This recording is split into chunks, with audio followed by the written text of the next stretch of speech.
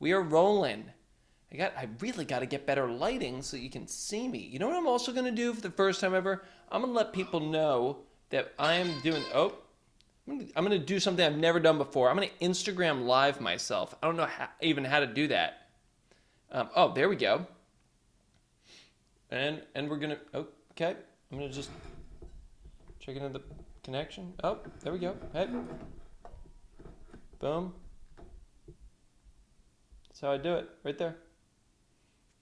Boom. All right, if you're tuning into the Instagram live, yeah, we got the webinar going right here, right now.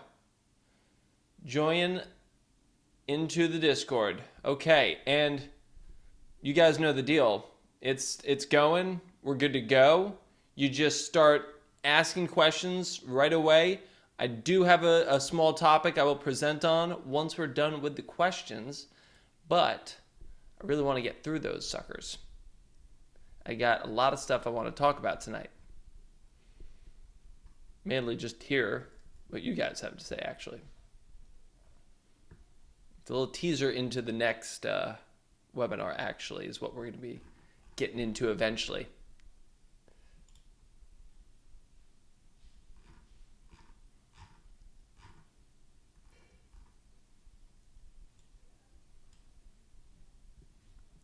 V3 Slayer's coming in hot. Hey, everyone on Instagram. Oh, wow. People are hitting up. Yeah, if you guys are asking questions from the live, guys, come on into the Discord. The link is in the, that is in my story, and I am answering any questions.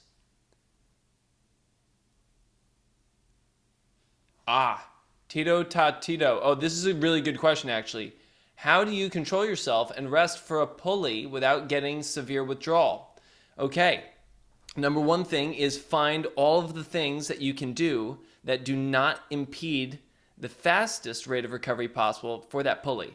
So that means if you've got one finger down, right, you don't even have a full finger down. You just have a small, tiny annular part of a finger down. So if you know that you now have 9 other fingers that can get stronger, which you could quite literally train those 9 other fingers, you can also do lower body training on the wall. You can do any type of mobility training you want for the whole body. You can do any type of strength training for the full body. Most important thing is you just protect that finger and you make sure that outside of your rehab protocol, you don't create discomfort or pain. That's it. So you should, if you guys are ever dealing with any injury, first thing to do is write down all the opportunities that you have that you can now train so that you turn the period into a positive and something that you're motivated for rather than a negative. You know, you look at injuries like they are a curse, but they're all blessings in disguise. Every time I've ever gotten injured has been the fastest rate of growth that I've seen in my climbing. So much so that I've learned from that, and now I don't wait to get hurt. I just start including new things that I haven't trained before, like in this recent, this last training cycle, or this current one that I just ran the first 4 weeks of. I'm deep diving into new forms of breath and breath work on the wall, and that's what I'm focusing on during this cycle. I'm not, just pivoting back and forth between the same, energy systems or, strength, power. I'm adding in new layers. And the new breath work that I've been working on has been really fun. Okay, Arazi, we got a good one here. Of course, man. Anytime. Thank you. Excellent. So accessing that try-hard gear on projects. I've recently sent 2 projects, and both times it required tapping into a level of effort and focus I didn't know I had. The challenge is that I struggle to reliably access that state again. It feels much more mental than physical. How do you intentionally channel or recreate that mindset when it really counts on project attempts? Okay, well, that is something that's super common with a lot of people, is tapping into that, the only thing to call it is try hard, but it's really a state of focus and a state of arousal. And I say arousal because I am referencing the arousal curve. And what you usually have is a state of value. You value the experience, you value the outcome. So that triggers a certain level of arousal and also intentional effort that you want to give to it. But without that same level of focus, right, and that would be based on your anxiety levels. So if you have the ideal state of arousal that you found yourself in when you're at that first project, You do need the right conditions. You can't try that hard when your brain is thinking of all of these other things outside of, I'm focused, I want this, and that is all I need to be thinking of. So the first thing is to really make sure that you have the thoughts in line, that you are not overshooting the ideal point on your curve, because when you start getting too anxious, when you get more excited and you think that the demands placed on you may not align with what you are capable of, meaning like the project. I'm sorry, I'm bouncing around a lot here. I'm going to pin myself down. Is you have the project, right? And when you start working on the project, you don't know if you can do it. So you are excited to keep trying. And your effort level will be based on where you think you can land with your effort.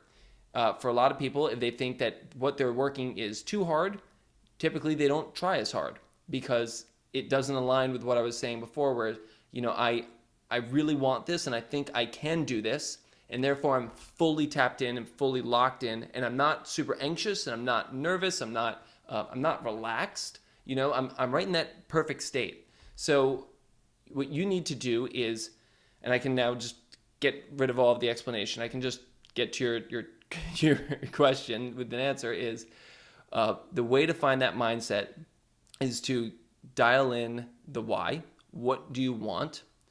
Do you know that you can actually do the thing? Do I have a chance here? Is that chance something that I want to give full effort to? Okay, now that I'm focused and I know what it is what I want, and I know that I can achieve what I want, what is interfering with my ability to try hard? Do I have any other invasive thoughts? If I do have invasive thoughts, I need to manage those and I need to quiet the mind. If it's just that you don't feel that you are trying hard enough, okay, well, when you get on the wall, measure your effort. Okay, so let's say you can do these two things, right? You measure your effort and you also go about the experience, and you can say, okay, I was thinking about the fact that, I drove all the way out here and I'm not able to get this thing done, and that's creating anxiety, and I feel like I'm not there yet on this thing. I really need this to line up. It seems too iffy. Okay, well, hold on. Don't get back on the wall until you have reconciled those things, because you're not going to be able to try as hard as you can. So you need to create the conditions for yourself. Maybe that means that you take 10 to 15 minutes and just do some mindfulness. Do some thought control. Anchor yourself to something in the moment that you can control, like your breathing, like gratitude, like focusing on going back through a warm-up. Do something that you can control, that you can now anchor to and remove yourself from that mindset. Come back and now say, okay, now I feel good. Let's say you feel good now and you're focused. I'm going to give effort here. Okay, now that I'm giving my effort, that felt like 80%. Okay, great. You know what 80% felt like. Now step on the wall with the sole intention of giving 90. Okay, great. Did that feel like 90? Did you achieve it? Yes? Great, let's step it up. If not, why? Go back to that first step. Sorry I went round and about. I was trying to include too much that I thought you might need to know to understand it. I could have just dove in there. Okay, wow. Questions are coming in and I'm losing ground here. Okay, V3 Slayer, always a crusher of the questions. Is visualizing more effective during a flash attempt, or does it still work after flashing an attempt and doing several times? I feel like after flashing problem, it's now just mastery drill for me. Is visualizing more affected during a flash attempt? I'm not entirely sure what the question truly is. Is it that does visualization still work for you after the flash attempt? The answer is absolutely yes. If you've given a flash attempt, you probably let's say you really visualized it. You visualized it with what you knew before you even touched it. Now you have all of this new information that you can use to better inform smarter visualization. You now know, okay, I'm not going to back step with my right leg. I'm going to do the left foot there, and I'm going to stem out with my right foot to that foothold. Okay, now let me visualize and rehearse that. So every attempt that you give, whether it's the flash or the follow-up or your 20,000th attempt, it needs visualization and rehearsal. if you want the best chance. Okay, Branko, I have a 2.5 week climbing trip. What would 2.5, 2.5? A couple tips or recommendations you would give people for returning to a regular climbing routine after this trip. I was going board climbing for 1.5 hours, keep saying that, to 2 a week before my trip. Should I take it easy after the trip before slowly building back to previous board volume? Yeah, so what you want to really do, if you want to do this right, which I'm assuming you're asking, is you want to really look at what you've been doing with your board climbing and then look at what you did on the trip, okay? I would take your last 3 weeks of training that you've been doing on the board, and then I would take the trip itself, and then I would say, okay, let's say, oh, you said you're doing a 2.5 week climbing trip. Okay, so what you would still do is measure the total load, just volume times intensity. You don't have to be exact, just estimate by attempts and just say, like, this is how hard I think I try. And then take that number that you get over the weeks that you're away, 2.5 weeks, and just make sure you're calculating the difference. So you have what's called an accumulated chronic workload ratio, which is you compare the last 3 weeks to the week you just did. So that number, if you can take the average of the 3 weeks, and then you take the week that you just did, okay? And then you take that number, and now you divide it by the average of those last 3 weeks. You want to stay in between a 0.8 to a 1.3 is recommended. Below a 0.8, you're probably regressing or losing adaptation. Above a 1.3, injury risk goes up to a level that's not recommended. And so what you want to really do is make sure that you are calculating that trailing. And when you come back from the trip, just know that you need to rebalance. So you can easily do that math. You get the new number, and then you say, okay, based on the new number that's going to happen next week, you know, if I go into a week of whatever I do training, what will bring me back to that range? And if you're looking to get back into a training cycle, I would honestly recommend going back down to a 0.8. It makes, or even honestly, sometimes go back down to like a 0.7. You always want to go ease into a training cycle, because so many people like to start it. They go big on testing. They come back from a trip. They're psyched. They go smash in the gym. I'm feeling great. And then, you go into a 4-week block. Now you're boom. Day 1, day 2, you're in a hole. And now you got to climb your way back out. So just always ease back in. And that's the way you should do it if you want to be exact. Okay, Faye, any suggestions for keeping warm sport climbing in the cold, balancing between stay longer at a rest position and keep moving to stay warm? How to keep fingers warm during a red point attempt? Okay, well, that is real tough, Faye. I mean, the thing that you need to know is that the rock's cold. You're going to lose that heat fast if you don't start out very, very warm. So it's kind of like you've got this dial, right? Or like a bar that is filled. If you get your warmth all the way up, like your hands are red warm, they feel so good, and you're almost like sweating so much in your hands that you want to keep chalking up. Good. If the start of the climb's easy, get on there if you know it's cold, because you're probably going to numb out and fall from that rather than just a little bit less friction. And I would honestly just put on a base layer of liquid chalk. Now that you're going up, every hold you're touching, the longer you're on the wall, that bar is coming down. Things that can push the bar back up are quick and aggressive arm swings like this, where you're just taking the arm and whipping it down. That's throwing blood into the hands. Also would definitely recommend doing about 20 of those. I like to do that 3 times before I step on the wall when I'm bouldering. I actually only need to do that usually like 5 or 6 times during the session. Just throws, you can already see this hand's kind of red from the blood flow. Another thing that you can do is put your hands on the back of your neck more often than you'd think. You don't want to wait until your hands are getting really cold. You want to do it preemptively when they're still feeling okay, but starting to cool a little bit. Get them back on there while you're shaking, even just a couple seconds. And I like to rub as opposed to just hold. Rubbing, just, more friction, more heat. And then the last one is I honestly recommend hand warmers for the chalk bag, and you can just put them in there and squeeze those suckers. That extra weight for that extra warmth is worth it. There's also a very light Zippo hand warmer that you can use that I use for bouldering. I have used it on traverses outside, like when it's really cold. It weighs like 3 ounces, and it's a lot better than hand warmers, and it stays for longer. Okay, next one is V3, of course. You got it, my guy. Okay, H. White. I wanted to incorporate some strength training into my routine, and I've always been curious on your opinion on separating training and climbing days. Right now, I do heavy lifting at the start and some hard 3 to 4 move max boulders for a bit after. I'm not sure if this is optimal and just wanted to know what you would recommend. I do this 2 times a week and climb 2 times without lifting weights a week. Also, I climb V7. Okay, so here's the deal. If that works for you and that makes you feel really good, and that, that heavy weightlifting basically potentiates the big muscles, gets blood flow, even maybe warms the fingers up from gripping the bar, awesome, dude. If it works for you, keep doing it. There is sports science, right? And you could argue that some of the best climbing coaches that I've heard will sometimes say, like, don't do anything before you're climbing.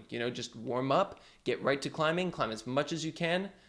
Definitely, right? 100%. That makes sense, right? And it does work. It works for me. I don't like to strength train beyond like optional just like activations of the muscles. A couple, I get up to the peak and then I go. And sometimes I don't even do that on with supplemental stuff.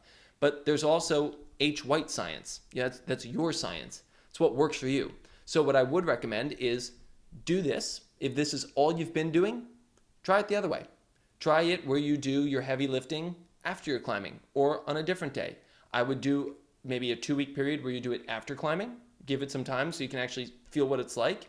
And then do it the other way. Make sure that you get fully recovered, get to the same point that you tried. You don't want to do this heavy lifting on the off day and then you're like, oh, that doesn't work for me, I've been feeling really tired, and then immediately start trying it a different way, because you're coming off of being very tired, so you can get skewed data.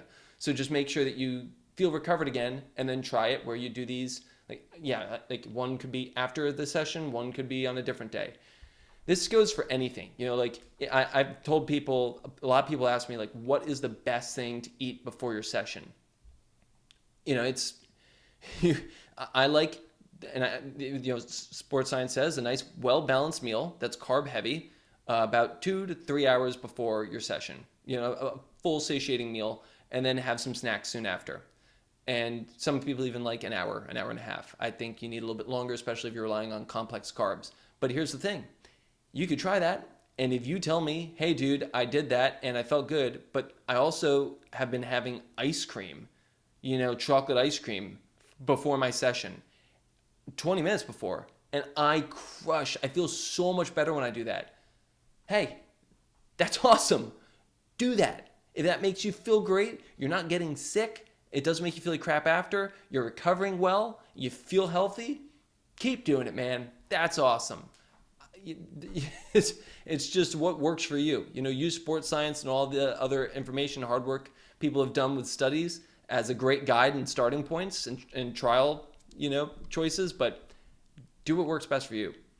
Okay, Deadpool, great name. What is the best supplementary sport for rest days for climbing? Also, best exercise to build strength for heel and toe hooks. Okay, best supplementary sport. Supplementary. Well, here, this is a trick question, because you got. If you were to replace climbing, I would say gymnastics would definitely be the best by far, or parkour, but it's not a great supplement because it overlaps like crazy. So it wouldn't be good to do both of them to a high degree. I'd say basketball, because I freaking love basketball, and it's just a good sport. I'm biased here. You're asking me, so I'm giving my answer.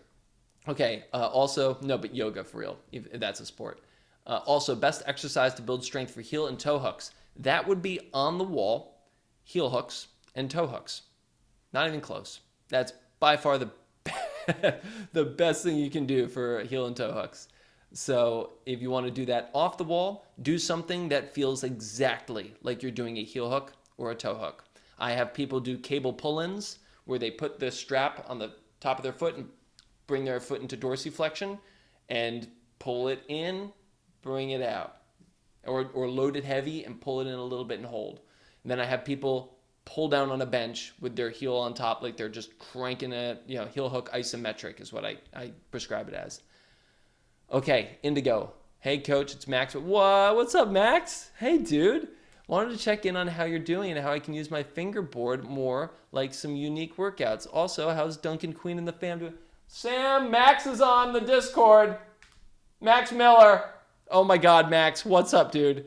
I was literally talking about you. I think it was today. Literally talked about you today during my climbing session with my friend Mark.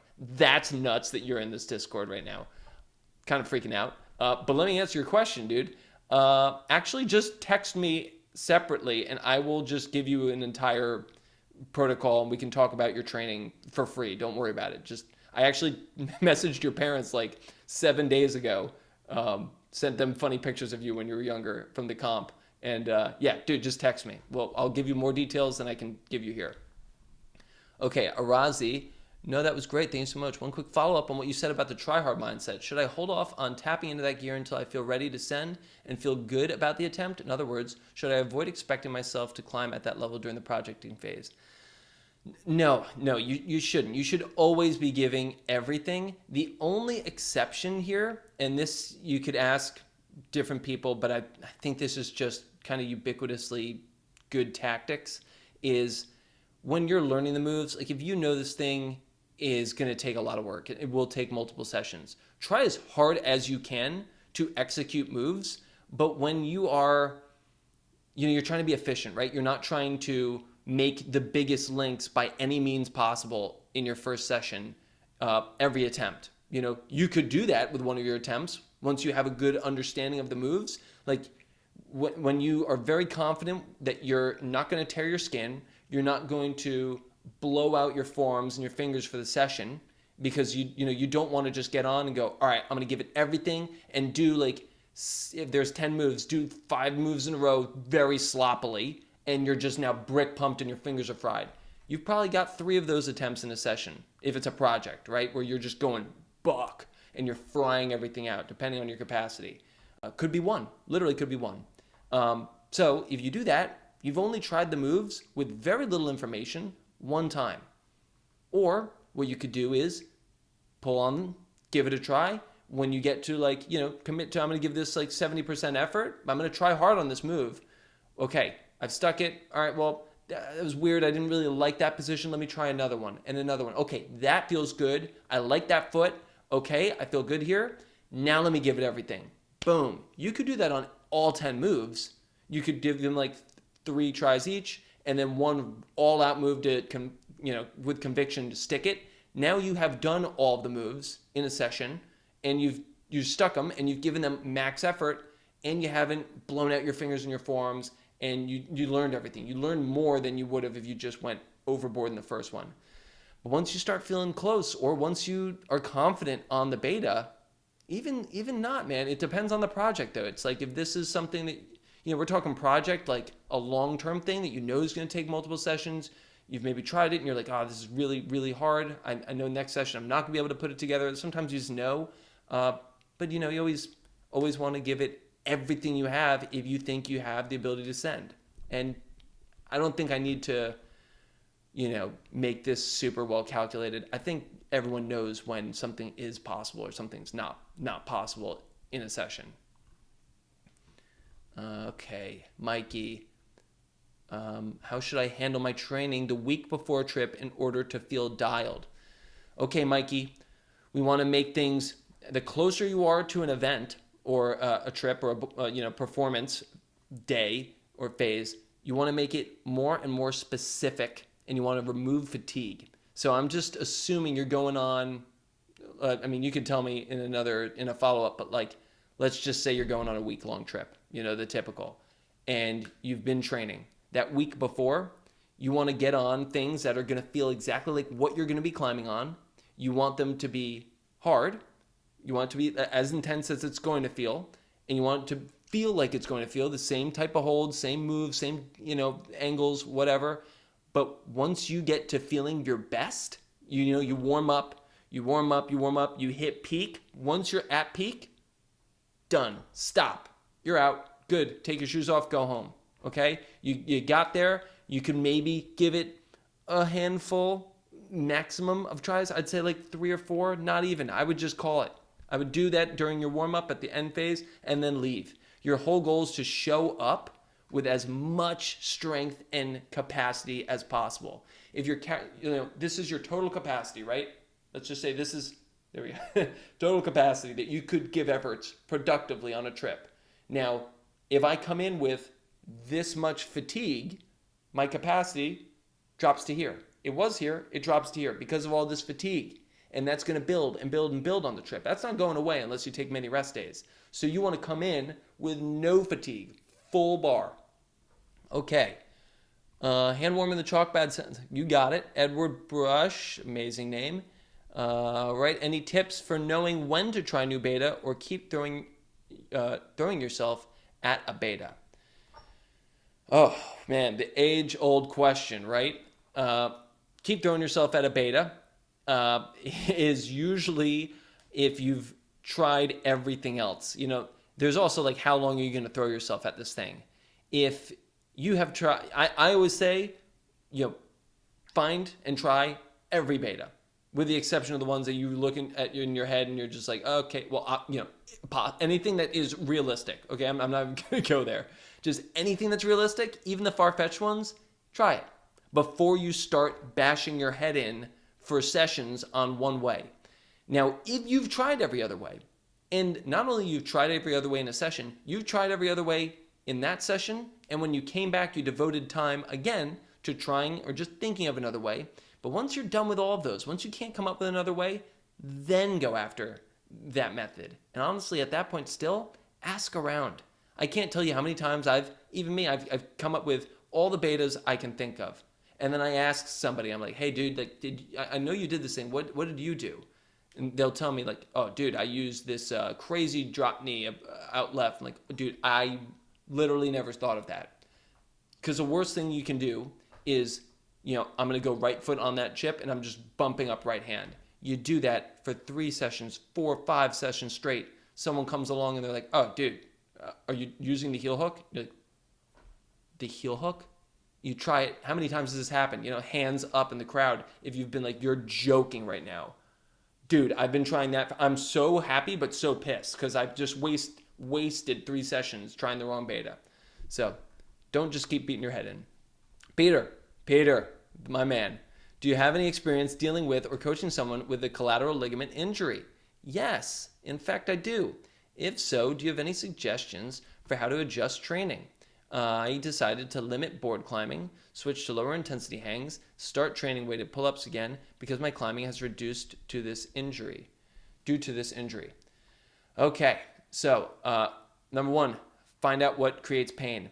Number 2, splint your finger. Okay, when you're done climbing, splint that sucker. Keep it straight. I would not, you can even keep it on for the rest of the day, honestly, and overnight if it feels okay.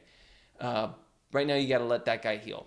Okay, the other thing is when you are climbing, make sure that you are either buddy taping or that you're also H taping, and that this thing is not going to be on holds, holding for a long time, straining, getting fatigued. You want to make sure that this thing is protected on that side, on whatever side it's hurt on. You can buddy tape the index, you can buddy tape the ring, and I wouldn't do anything very intense that could, possibly cause you to catch things incorrectly or without control, without pressure from the surrounding fingers. And I would bring your volume and your intensity down a little bit and make this the focus. It will heal. You just got to make sure you're not going to do the things that aggravate it. And you can also ice. You can do some contrast baths just to get blood flow in there, just help it. If you are climbing, do a long and thorough warm-up, really long and thorough, lots of tendon glides, lots of just, you could also, a good thing for collateral ligament injuries, you can just like go into a sand bucket, move the fingers around, just getting that lateral movement just a little bit, not too much. Yeah, man, sorry that's happening to you, Peter. Jared, okay, do you have a favorite off-the-wall exercise for improving posterior chain activation? Yes, in fact, I do. I have a couple. I actually don't just have one, but if I had to give it to one of them, oh, it's a toughie. Jared, you're real tough. Who the heck did somebody, how's that? Hey, how'd that even happen? Somebody hijacked my speaker. Hey, you just popped up there. I didn't even know that was possible. Uh, good work, hey. Anyway, Jared, I would say that it's gonna have to be for me. Um, Shoot, this is such a hard one. I've got three, man. It's gonna be plate drags. At the beginning, where you've got a weight plate on the ground, you push down and you pull in with your toes. Those are great. But the heel hook isometric drill is probably my number one favorite with the toe on at 120, 120 degrees for the knee. That's like the best one for, I think, establishing tension. And then glute bridges, eccentric glute bridges on the TRX straps or rings, where you go into a high bent leg bridge and then let it slowly go out, because that's usually what we're doing when we're keeping tension. And you can also do a few where you pull in. I will like to do, like a 3-to-1 set ratio. So I'll do like 3 of the eccentric and then I'll do 1 of the concentric. Right, hey, I struggle with my little hijacker. I struggle with sweaty hands and burn through chalk way faster than what I think is usual. I re-chalk multiple times during rest, yet my hands feel sweaty halfway into a boulder, and I end up falling off way more than I should. What are some tips or tricks I could do to reduce my hand sweatiness? Okay, hey, I'm going to just type in a couple products you could use. We got Drysol for sweaty hands right there. Drysol is something that's it's going to do the same type of thing as antihydral. It's just a lower level, and you can put it on the whole hand. It's for people that have sweaty hands. There's ion tephorosis. I can never remember. Ionotephor. I think that's not how you spell it, but that is a desperate method of getting your hands drier. That's where you put your hands in in water with an electrical current. A lot of people find a lot of success with that, although you do need to do it for quite a longer amount of time. Obviously, we got antihydral. That is a methamphetamine-based product, as well as Rhino Dry. Boom. And even Rhino Tip Juice. And then there's one last thing that I think might help you. Obviously, hey, you should absolutely be using liquid chalk. I would definitely just get the Crux Power stuff. It's the cheapest and the best that I've ever used. So you can get a lot. And then the last one would be use a product called Grip Tight. Grip Tight's really good for giving that little bit of a base layer, for just adding more grip. And if you do have sweaty hands, I have found that it actually is better for people with sweaty hands. And it definitely reduces the amount of sweat. Okay. Here we go. Found you. Isopropyl alcohol spray bottles. Yep. That helps too. Just make sure it doesn't irritate you. I would use sparingly. Am I up to Joy? Do you have any suggestions? Here we go. Sorry. I almost skipped Joy. Do you have any suggestions on how long, how many attempts, sessions, etc., to continue working on ambitious projects before giving up on them? Never give up, Joy. I'm just going to stop you right there. Never give up on a project. Ever. You can table it. Don't give up. Is there a set of criteria one should use to decide to give up on a hard project? Again, we talked about this. How do I know when I already learned everything I can learn from a project without sending, and when I should move on? Okay. Joy, here's the thing. You move on from a project when you want to move on from a project. You do not have to stop because of any rule. You keep showing up as long as you're having fun and you feel that it's helping you grow your strength and your skills. You're enjoying the process. It doesn't even matter if you're going to send it, right? It's the projecting process. You keep going as long as you want to keep going. That's where this honestly starts and ends.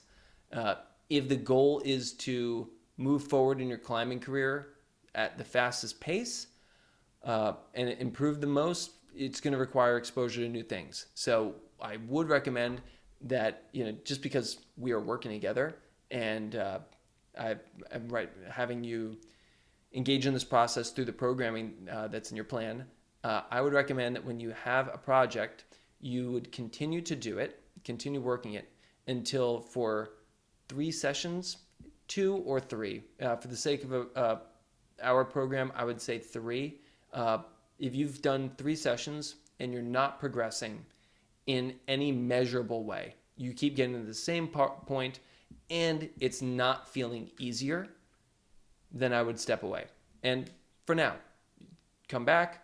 What could be happening is that you're just fatiguing the same muscles, the same fingers, the same, mentally you're just exhausted of the thing. We got to let things recover, mind, body, everything. Come back to it.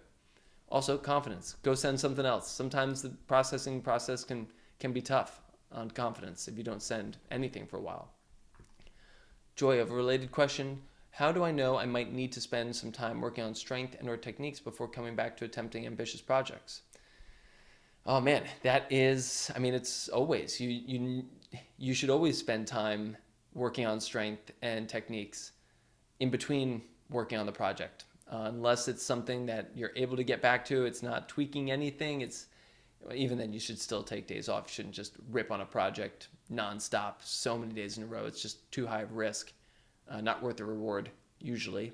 I would say that, if it's a project that's above your level, you should always be trying to improve the skills that would move you towards it. There's no point at which you should really start. If you're asking, like, at what point is repeated failure an indicator that I'm not going to be able to do this right now, I do need to take a considerable amount of time away and improve my strength and improve my skills. Again, I'd say that's like, if it's not feeling easier, it's feeling quite a ways above your level, and you've tried all of the beta and you haven't been making progress for the last, 2-3 sessions. Yeah, I would, sure, you can make the argument, keep going. There is an argument to be made there, but I think the best decision is, go do some training and come back, experience something else, and target those skills in a measurable way, because the project might not be doing it for you in the most effective way. All right, Tito Tatito. I get psyched and loaded with adrenaline very easily. Is that a try-hard superpower or injury risk? And the cause of my sweaty hands and dry eyes?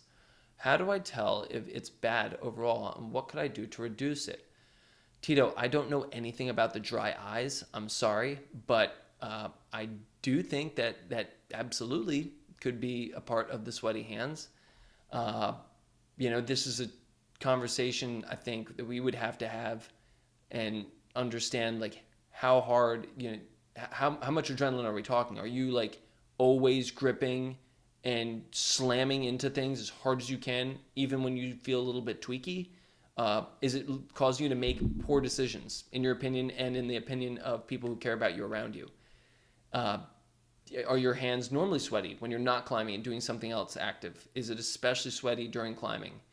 If you're making poor decisions and it's a risk to your health and well-being, and it's also potentially making climbing harder, then I would say that you probably should look into some mindfulness work, and just including some meditative practice in the session, some breath work, anything to just downregulate. I think that getting psyched is a superpower, and you should keep this, and you shouldn't lose focus of this, but use it when risks are low, and maybe you have a way of mitigating your sweat with what we talked about before. Also, do you use caffeine or anything like Adderall or any of those, anything that would be a stimulant, basically? Do you use any stimulants? Okay. Oh, there's when Hay took over.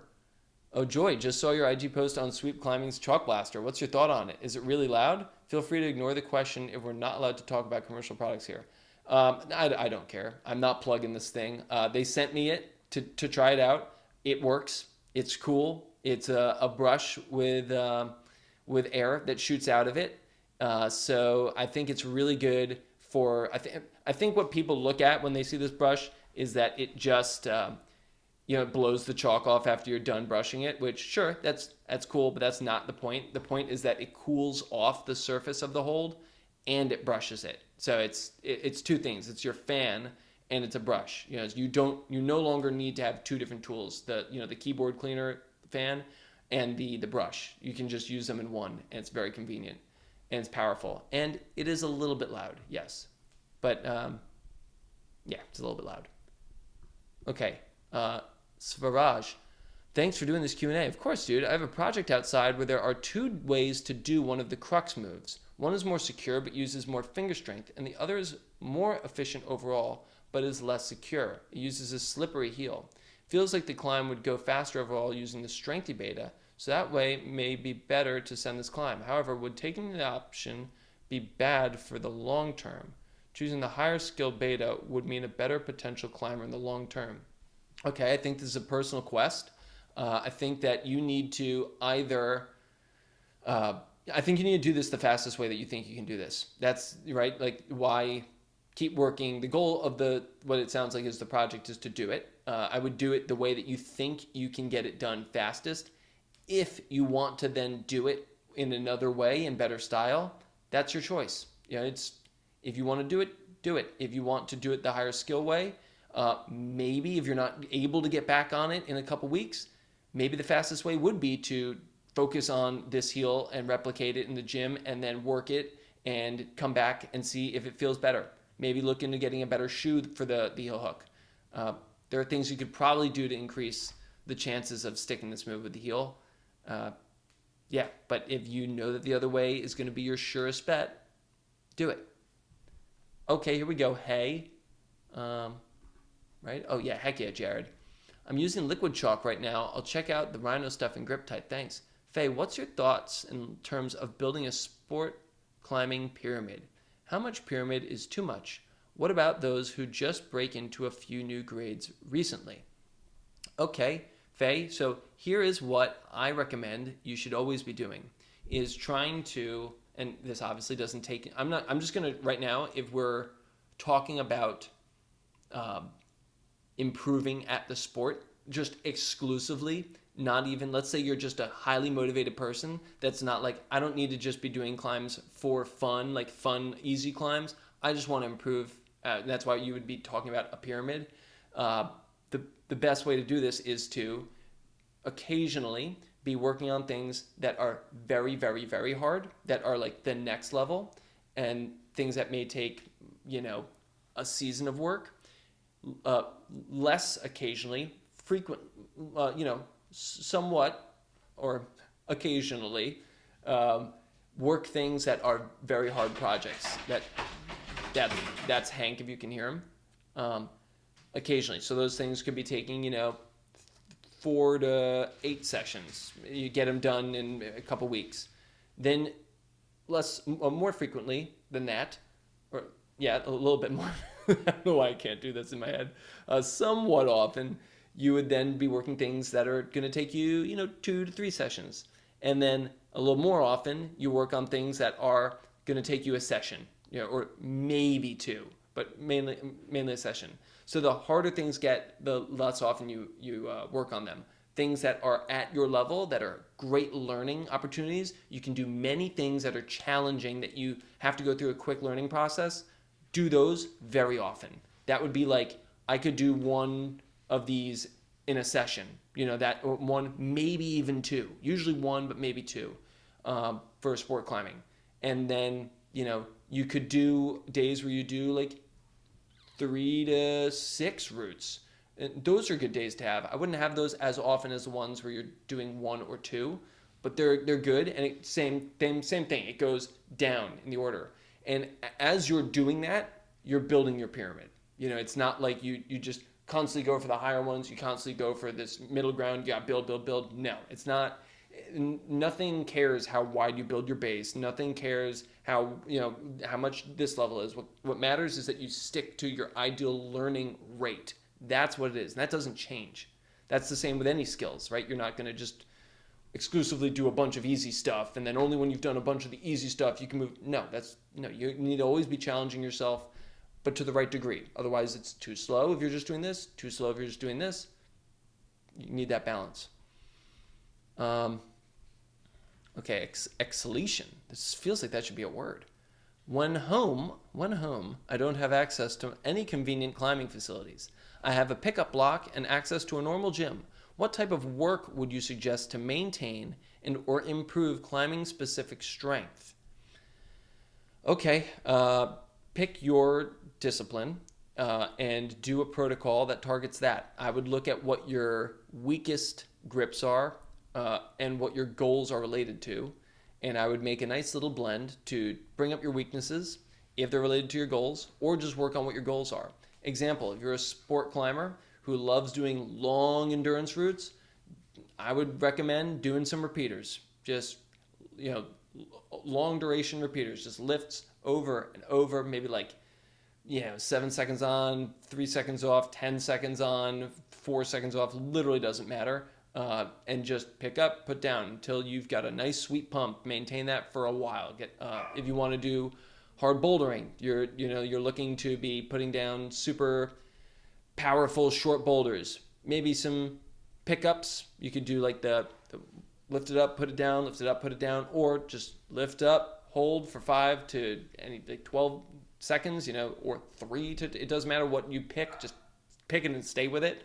The shorter, the more you can lift, the more power. I don't need to get into all this, but that's what I think you should do, is find what suits your goals best and do that, and organize it and do it consistently.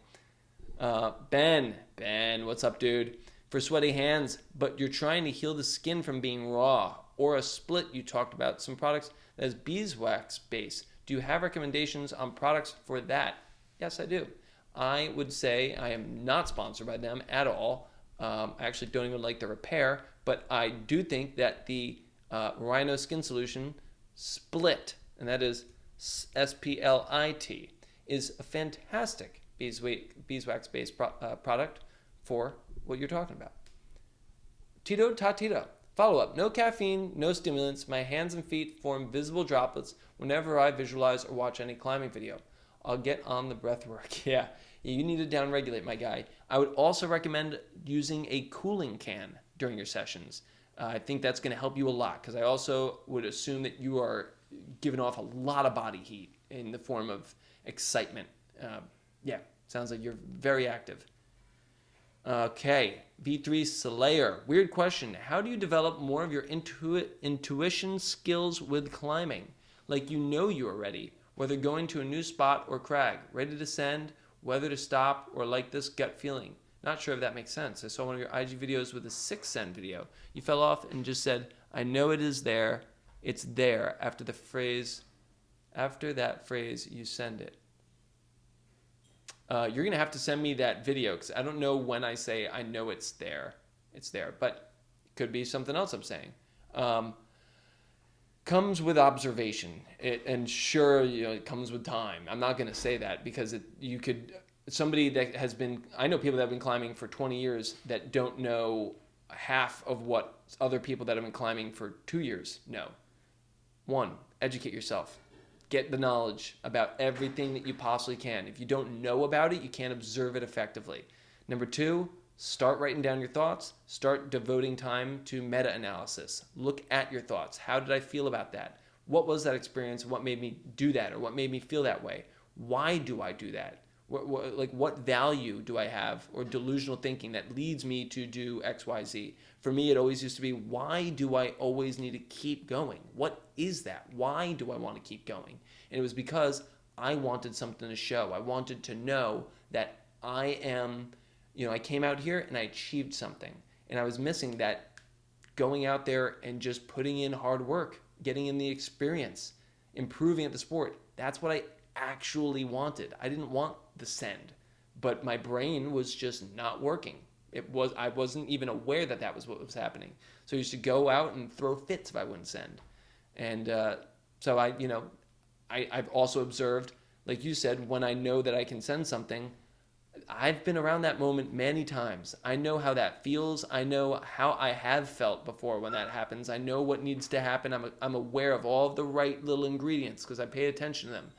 And when they all are there and I know that I can use them, I have a really good, at this point in my climbing, and from all of that experience with execution from competing, I usually know when the send is coming.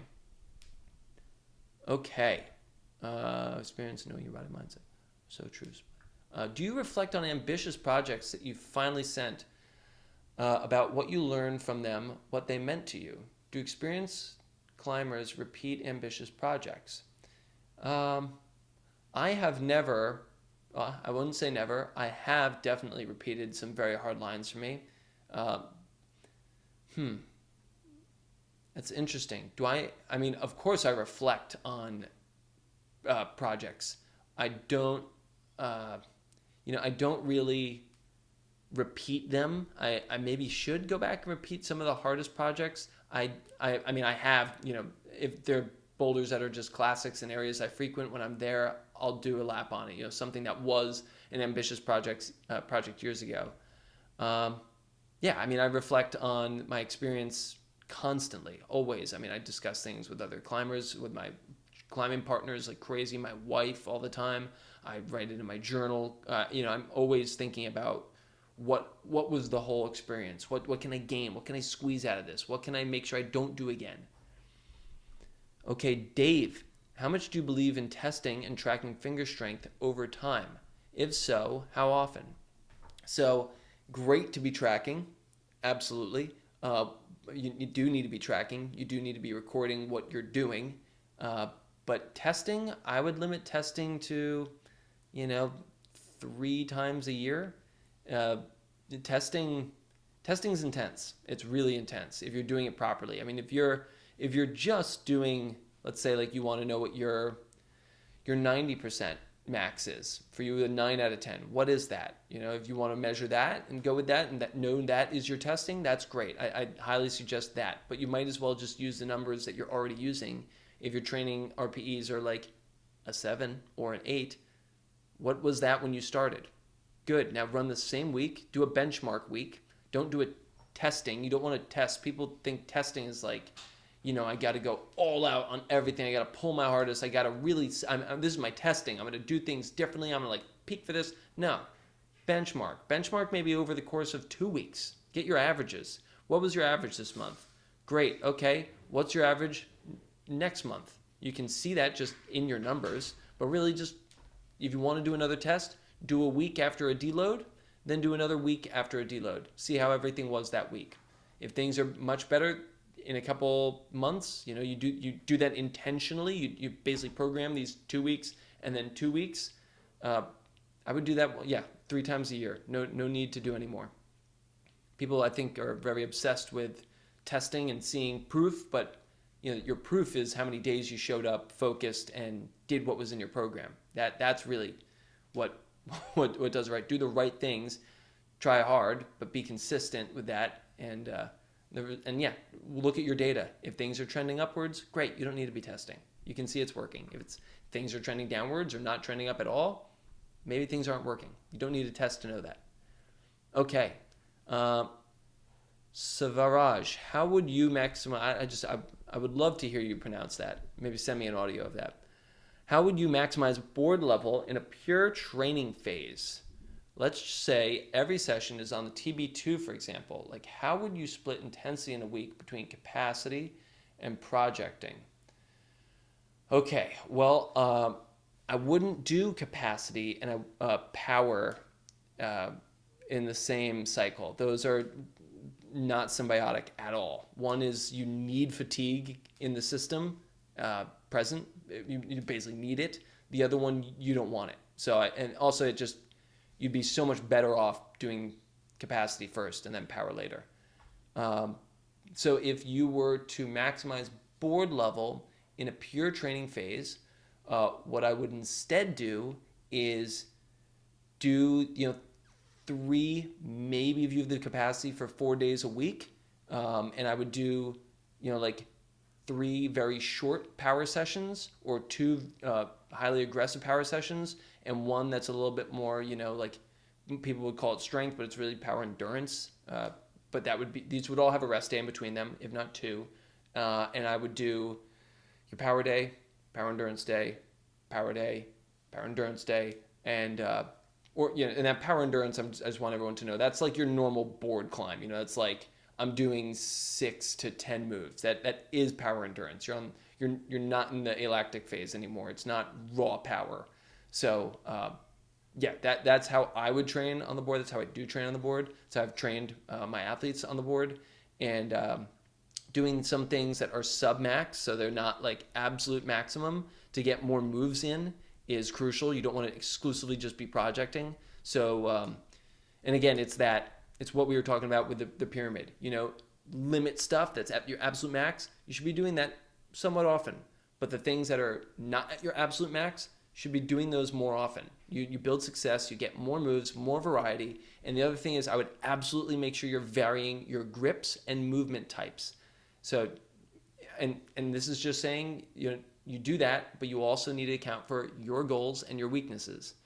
So it's very hard. I'm trying to give like what the framework is, what you want to be considering, and keep it specific to your question. But it's also, a lot of these are highly personalized. I almost wish that I could have a profile of every person, like you as a climber.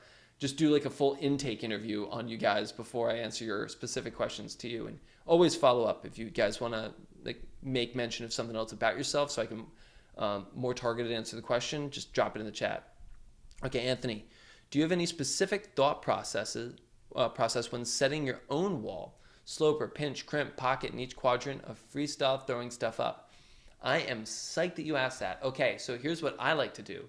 I know a lot of other spray wall designers do this, is take your hold, let's say just side pull, right? Side pull or like angled side pull. Good. Put 2 here. Now, put 2 here. Now go left, move yourself to where your arm is where your chest is. So move over there. Put 2 there. Go the other way. Put 2 here. So you want to have equal distribution of holds. Again, though, this is if you want just variety for your home wall. I would say it also totally depends on your goals. If you want more crimp options because you have more crimp goals and live near an area that has more crimps, put more crimps on your wall. If you know that you suffer from synovitis, don't put a ton of small crimps on your wall. Put a lot of big holds on your wall. They can be hard, but they don't require acute angles of the PIP or whatever joint you have that has synovitis. If you want to give variety, for me, I love giving a lot of interesting and unique foot options. So down low, I have a lot of different feet, a lot of angled feet, things that I can heel hook, toe hook. I love variety like that. I don't think that if you're looking for finger training, your home wall, your main wall should have any big volumes that you have to navigate through. I think it just becomes more of a novelty, again, unless that's the style that you're keeping it temporarily and you want to get better at a certain thing. That can be good. What did you ask? Yeah, I think that answers the question. V3 Slayer, the climb was into the void. Okay, yeah. 7 to 10 climbs in a session, practicing instantly. Yeah. Okay. So Raj, I send like 7 to 10 climbs in a session in projecting. I send like 0 to 1. Okay, yeah, that's how it should be. That's pretty good. Capacity, if capacity is only 7 to 10 climbs, you could do more. You could definitely, and it depends on if you're doing laps. I think capacity is, you want to drop the difficulty and do more climbs. That helps a lot more for capacity. Just like your total work will go higher. Like if you look at the load that you could handle, it's more. So that's usually the goal of capacity. 7 to 10, if you take the RPE of each climb, that it's going to be easier for you to do more of easy stuff and build true capacity. Just make sure it doesn't, for capacity work, you want like, for a board climber, I'd say like 5 to 6.5 RPE. Yeah, I wouldn't even throw any 7s in there. Honestly, that's where I'd chill and just do capacity there. You could then branch up, like bringing the capacity, the total amount down a little bit and going up to like 6 to 7, even 6 to 7 is where I'd kind of stop for capacity. Okay, Edward Brush, in your opinion, does a project that every move is possible, yet linking them is the crux, or a project with fewer moves you haven't done? Wow. Which of these is more helpful, or is this a personal question? Basically trying to understand where I can learn more from. What is the level of teetering of max effort you should be balancing on? Tough, right? So you've got a project that you've done every move, or crux for a project with few moves that you haven't done. One of these sounds harder than the other. So it goes back to, I'm going to stay steady to that concept, is If the climb has multiple moves you have not done, and then there's a climb that you've done every move possible, yet linking them is the crux. Oh, actually, that is different. That is different. Well, one works power endurance, sounds like. The other one works your power. So I would just work the thing. I mean, you don't have to think this hard about it, but if you want the true like coach's answer, it would be, well, I mean, really just work the thing that you want to do more. Honestly, that's the real answer here. But if you want it to be more helpful, then yeah, it's what are your goals based on? Are you more so limited, and your weaknesses, are you more so limited on your projects and your goals by power endurance? Then work on that boulder where you need a link. If it's your raw power and strength, work the one that's shorter and with moves you haven't done. As long as those are, as long as you think, and let's just say we're holding each of these at a constant, like the grade's the same, you know what I mean? Like you have an equal chance of doing both with time invested. Like this requires 2 days more, that requires 2 days more, we'll just say. And then if you don't know if you need more power endurance or strength with both of these, I would work them equally because we don't have enough information here to say if one is better than the other, honestly. I think that you have an equal opportunity depending, right? Okay, Susie, you're welcome, Savaraj. Yep, Savaraj. I'm sticking it's probably just Siraj. I'm going to say Siraj. The V is silent, unless it's not. Susie, is training only on a moon board a valid method of training? Yeah, definitely. 100%. It's kind of open, closed case right there. It's totally valid. It works. You can do it. You'll get better from doing it as long as you do all the things that you should do correctly when using any training tool. Although I will say that the moon board has the highest injury rating of any tool in our sport. Just saying. Edward Brush. Any tips on middle finger PIP synovitis? Goes away, then comes back when I go back on hard small crimps. I've tried to slowly get back into them, but always creeps back eventually. Buddy. I hate to hear that, Edward. So here is the thing. You've got something that is probably never fully healing in the time that you're actually trying to heal it. I don't know what your history is, and I don't want to make any assumptions.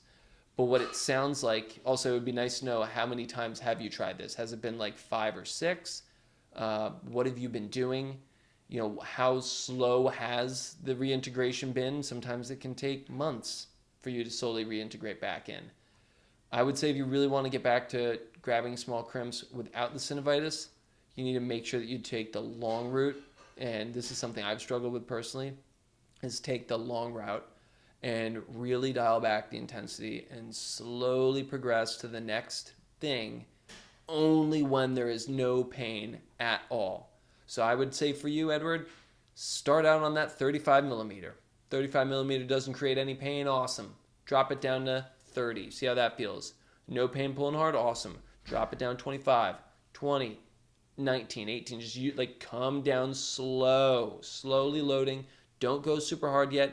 Keep everything at a manageable intensity, and then once you get down to that smallest edge, then you can slowly bring up the intensity. Give yourself rest. Alternate hard day, easy day. That's the big one, and make sure you are fully warming up every single time. I mean, dude, we could go on and on and on and on. I'm not even gonna go there with synovitis. Sorry, it's just an endless black hole. I will go down if someone provokes me, but I haven't been provoked officially. Okay, Siraj. To add more info, can you just spell out your name, Siraj? Can you please just type in the phonetic pronunciation? I can't do it. I feel rude, and I really care how people pronounce my name. Okay, to add more info, my max grade is V12. My goals are all steep and crimpy stuff on British limestone. I do most of, it's literally Swaraj. So I'm saying it correctly? Okay, awesome. I do most of my training on a steep woody home wall. I have 2 months left before limestone season. For raw gains, should I then alternate power and power endurance sessions? Sorry if this has become too specific now. Could I have rough guidance on how to structure sessions? The V is silent. Okay, Swaraj. Got it. Okay. I do most of my training on a steep body home wall. 2 months before for raw gains. Should I then alternate power and power endurance sessions? Dude, yeah, 2 months left before limestone season. 2 months. You could do that. Yeah, you could totally do 1 month of that and then run it back again. You could do. Dude, it really matters. Okay, so you're all okay. My goals are all steep and crimp stuff. Why are you falling? Are you falling because the holds are too hard to hold? Are you falling because you can't hold them when you hit them? Is it a rate of force development issue? Is it that you don't feel strong enough and stable in the positions? Is your tension not optimal? Are you falling because of power endurance issues? They're all steep and crimpy on limestone. Those are my follow-up questions. Yes, that then I can give you an answer. What are your individual issues? Do the moves, but linking takes ages. Okay, work some power endurance, man. I would absolutely recommend doing a little bit more power endurance. What you might want to do here, Suraj, is actually not even do power, depending on how long these boulders are. You may be better off keeping power as like an opener in your day for the first 4 weeks and just do some max strength and then take that into power endurance. Again, you can keep power as like like an opener in sessions, maybe not in the same day as power endurance. I would do that separately and then focus on power endurance. Yeah. Okay. I noticed that when I tried to go for Joy, the question queen, best questions, Joy, you and Emily are the question queens. Incredible. Suraj is giving you a run for your money, though. Target hold. When I tried to go for a target hold with full 4-finger crimp chisel open hand, I get nervous and sometimes drop the move if my pinky finger couldn't latch onto the hold, even if I have full 3-finger drag. Do you have any suggestions to build strength and confidence on 3-finger drag? Should I fingerboard regular with 3-finger drag as well as 4 fingers to improve strength and confidence, and or intentionally climbing in 3-finger drag? Joy, I think both. I think you could do both of those. It would be great. I think that we could do, and Joy, we have the power to do this. I wish you'd told me this earlier. We could have been doing this. We can do it more. We should do some of your warm-up hangs where you do warm up to 3-finger drag, and we can just, the warm-up hangs you have in each session's warm-up. We could take those into 3-finger drag hangs. So those last couple could be like 6 and then 7. We can even build that 7th to add another 7, 7, 7, like as we go, more warm-up hangs in the beginning of 3-finger drag. Now you also feel more confident in 3-finger drag. Then we can start doing 3-finger drag only climbing, which I do with so many people, or full crimp only climbing on easier stuff. Like I do with so many people that don't full crimp, any grip. If you don't climb on it, drop the intensity, climb only in that, and do it for volume. And then we could then take that into harder climbing in 3-finger drag and even jumping to an edge 3-finger drag so that you feel confident doing that. Okay. Yeah, Joy, if you want to add that in, just text me.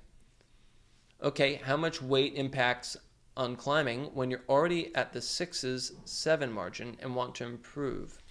EGM 180, 86 kilograms, which is about 90 pounds. 6's 7 margin, is that your percentage of body fat? Or is that 6'7"? V6, 7. Got it, Susie. Okay, and want to improve. Impacts on climbing when you're already at the... Oh man, dude, put me on blast with a weight question here. As a coach in front of a bunch of climbers, how much does weight impact climbing? Well, you are pulling up your body. I'm just going to name facts. You're pulling your body up the wall. It is the only weight that you do have to carry. So more weight is more work for the fingers. If that weight is keeping you healthy and strong, keep the weight. If there is excess weight that is making you less healthy, less strong, consider changing your body's morphology in the healthiest way possible. If it's for the sake of the sport and you want to do it in a very healthy way, maybe I would weigh what is the life choice you're making. Is it worth it to potentially go down a road that it could make it unhealthy? Probably not, unless you're experienced with this and you're doing it for other health related reasons. I don't think you need to, I don't know what you look like. I don't, you're probably, if you're a climber climbing V6, V7, you're probably in great shape. You probably do not need to lose weight. And also, like, you can get at 190, dude, you can get so much. You can be climbing, V15, 16, no, I don't think you need to be losing weight. I think you're far from that. I think that's only a choice if somebody is unhealthy in general, just in a, obese or just overweight for their height. That's the only time, honestly. Siraj, usually I can do the moves, but linking takes ages. Dope. Yeah, okay. Jolly Bear, part 1. I need tips on overcoming fear while lead climbing. I often feel afraid while clipping above me on vertical. Should I practice falling while clipping and take out more slack every time? Part 2, I lead climb once a week and feel that any fear progress I made resets to 0 next session. I feel like I have to rebuild confidence each session. Is more frequency required? Here's the thing. It's more frequency will help if you're doing the right thing more frequently. If you're not doing the right thing more frequently, it's not going to help. Overcoming lead fear while lead climbing. Okay, there is, and especially on vertical. Number 1, get on vertical terrain and take a very controlled fall that feels good. Does not make you nervous and freak out. It feels good. Get good at taking that fall. Take it a little faster. Take it coming off from a different angle. Take it coming off from that angle. Take it, that fall, same fall, reaching and trying really freaking hard on something. Like really hard on a move. Good. If that all feels good, bring it up a little bit. Do the same thing.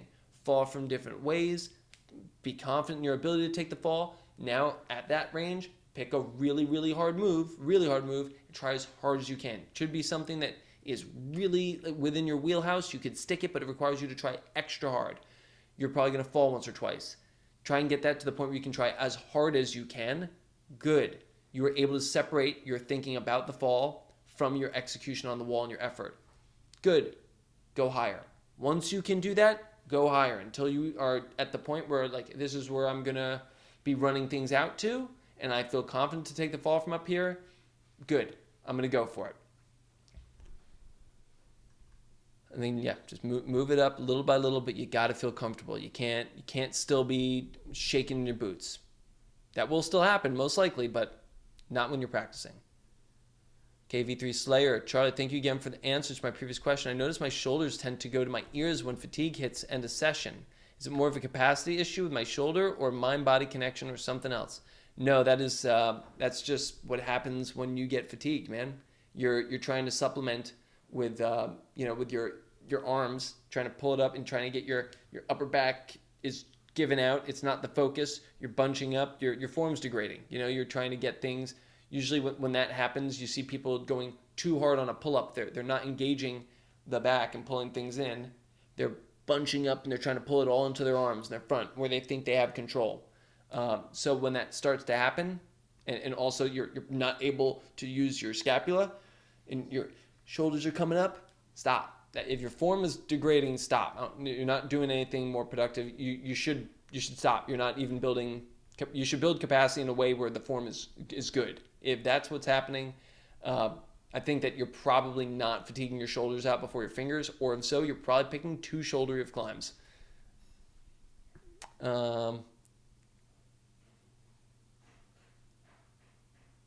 Is there any merit to having, Peter, is there any merit to having problems beyond your projecting grade on a systems board that you use to occasionally assess your progress? Is there any merit to having problems beyond your projecting grade that you use to occasionally? Yeah, absolutely, man.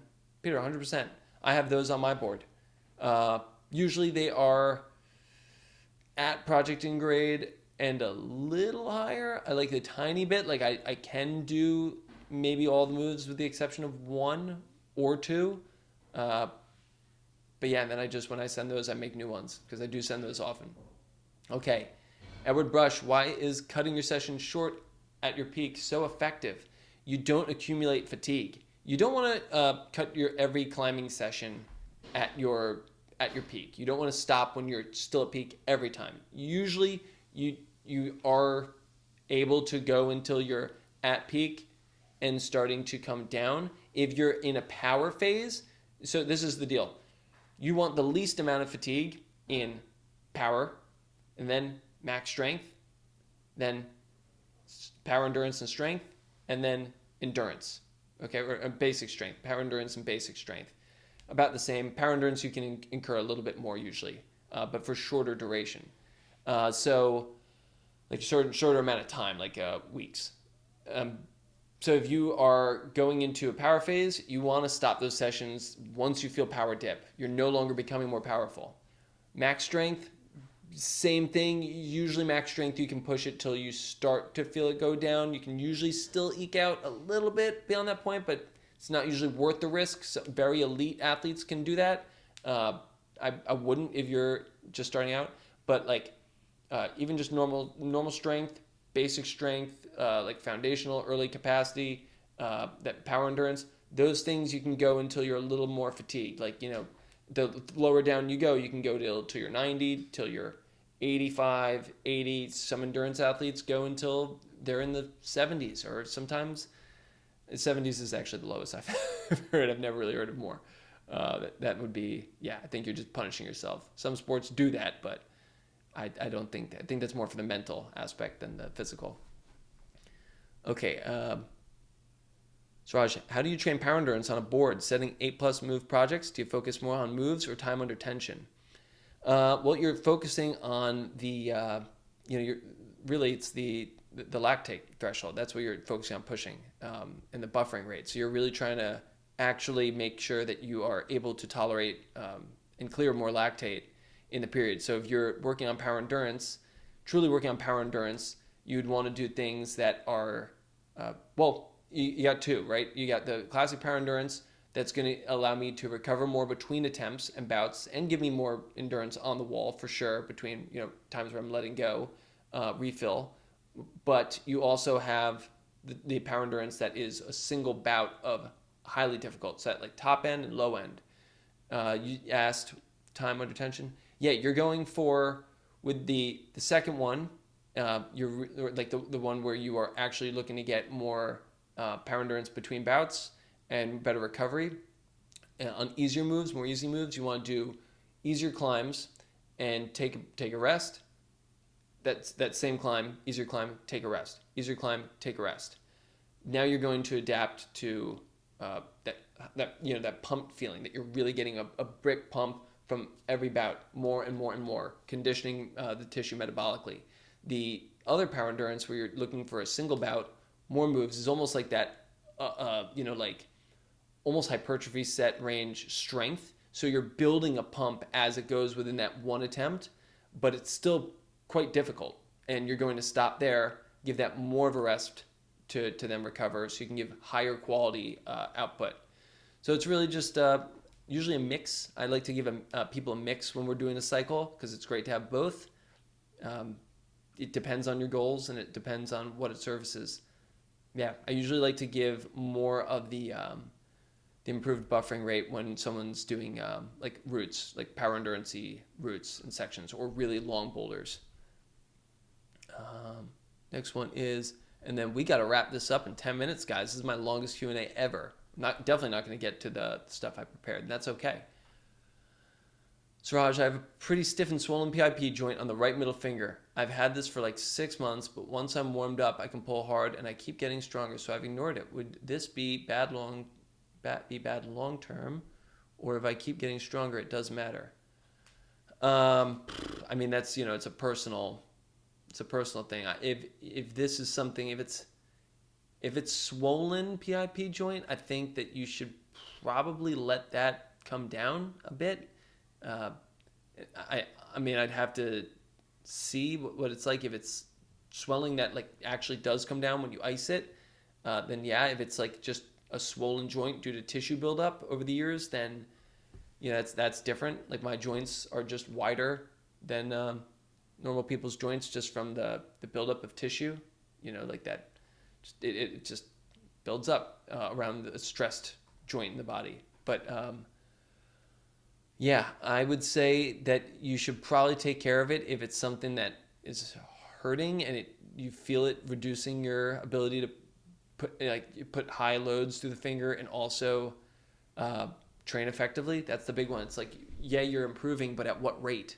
Would you improve faster? Like if you're planning on climbing for another, let's say 30 years, and right now you're improving at 1 per day, 1.1% per day. If taking 3 to 6 months to heal this sucker completely, so that for the rest of your 30 years or 29 and a half years, you improve at 0.2% per day, I think that's a lot better. You will get better in the long run much, much faster, and you'll go further. Shane, when half crimping, my pinky naturally drags. It is possible for me to bring the pinky to 9 degrees, but it doesn't feel very strong in that position currently. Would it be better training to be at 90 or dragged with the pinky? Here is what I would do, Shane, and we also work together, so I could help you with this, is we could do some controlled climbing where you make sure that you grab things slowly and controlled and get that pinky flexed. And we can also train for when the pinky's open. Sometimes the pinky open will feel better. Sometimes the pinky flex at 90 will feel better, and that depends on the hold and the angle of your wrist. So we can do this on the wall, and we should also do this in the warm-up. I would have you let's just do this from now on, Shane. When you're warming up on your half crimps, let's make sure that when you do the 5 reps at each level, do 3 of them in the one that you predominantly do with that open pinky, if that feels better, and 2 of them with the pinky at half. Or you can alternate between grips also. We can do that. Either one is fine. Anthony, this cycle of training you introduced breath work on and off the wall, which has been pretty helpful. I'm wondering when you're on the wall breathing, are you breathing just out of your mouth? I find it difficult to exhale with every move. I do. I try to micro and power exhales only when I'm moving my hands. Also, breath work before I get on the wall to calm myself down to try to focus is near impossible for me in a crowded gym. Any tips? Anthony, so you want to inhale through the nose the majority of the time and exhale through the mouth. Sometimes you can breathe in through the mouth, out through the mouth, but for the majority of the time we're doing nasal breathing, so it's out through the mouth. Then with the breath work off the wall, I would recommend, if you're doing this in between attempts, maybe have some headphones, and you can just close your eyes for a minute. Closing your eyes is easy to do. No one's going to be looking at you and thinking weird things. Everyone closes their eyes sometimes to do deep thought or to get in tune with your breath or your body. I would try that with the AirPods first, or the earbuds, so you can't hear everything, and then maybe just lock in on a part of the wall and try to zone your focus out on what's going around you, and just focus on one thing. Like, what do you see in front of you? What do you feel? What are some things you can feel? I would anchor to a sensation and then bring it back to the breath. Okay, guys, that is it. I'm going to take one more. Okay, we got 3 people typing. I'm going to take these 3 questions, and that's it. I have to go. Also, my neck is killing me. I got to get a better setup because I'm like leaning forward all the time. Okay, Jolly Bear. I've seen it be quite an issue for myself and my peers in bouldering specifically that everyone is way stronger for the grade they climb. According to online finger strength training, what training philosophy fixes could you offer us? Oh man. So here is the harsh reality, is that climbing outside is much easier than climbing inside. A lot of you are like, what? No, it's not. Yes, it is. Yes, 100% it is. It is easier. It is much easier physically because it is much harder skillfully and mentally. So I think everyone is much stronger than the climbs that they actually go outside and do. Also, the climbs that people usually do, and I think this is very, very true across the board, I think that the climbs that you maybe do outside or try maybe aren't even done with the best tactics or strategies. A lot of people have very poor tactics and strategies, and climbs are put up with by people that work them, and also by people that climb outdoors pretty often. First ascensionists are usually people that are very experienced outside. You don't get a lot of people going outside for their first time putting up FAs. Sure, it happens, but it's usually experienced people that like to do that. So they have good tactics. They have good skills for outdoors. They know the rock type probably. So you're going out there and you're trying things. The average person is going out there, and I think that's where these numbers are, is that when you look at what you actually do and what you climb, you're missing out on many of the things that aren't strength related. And even if it is that you're strong enough to do these climbs, I think that this comparison doesn't accurately tell you, like, is this things that you have the potential to do? Are your fingers as strong as people that climb those climbs? Well, okay, well, what are they doing? Who are those people? Are they getting out? And it's the same thing. Like, are they avid outdoor climbers? It's usually not people at your gym. It's just average people. I think that everything is a little skewed with those.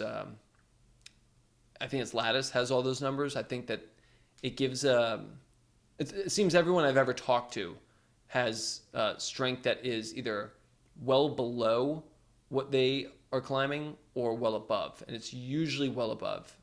I feel like everyone is always told my fingers are too strong for the grade I climb. Yeah, and I don't. I think that's yeah. I don't know if that's true. I never meet anyone that's like on the line for what it actually is. Okay, that's it. Yeah, I think we're good, guys. Thank you so much for coming and asking fantastic questions. And we're going to be here next week to get into using RPE in your training. So next week is the start of doing this weekly, and I'm going to explain, in my opinion, really the only way to target and use climbs effectively from an intensity and complexity level, to understand how to program them in your training and understand how to best insert them into a day of training and throughout a program. So, and what RPE to use for what type of training. Everything RPE. So come by. Yep, same time next week. Monday at 7. It's where we are always at. If you guys ever want to come back here, it's always Monday at 7. Thank you so much for coming. You guys are the best. And if you have any follow-up questions, feel free to email or DM me. And I will see you guys next week. Thanks, guys. Bye.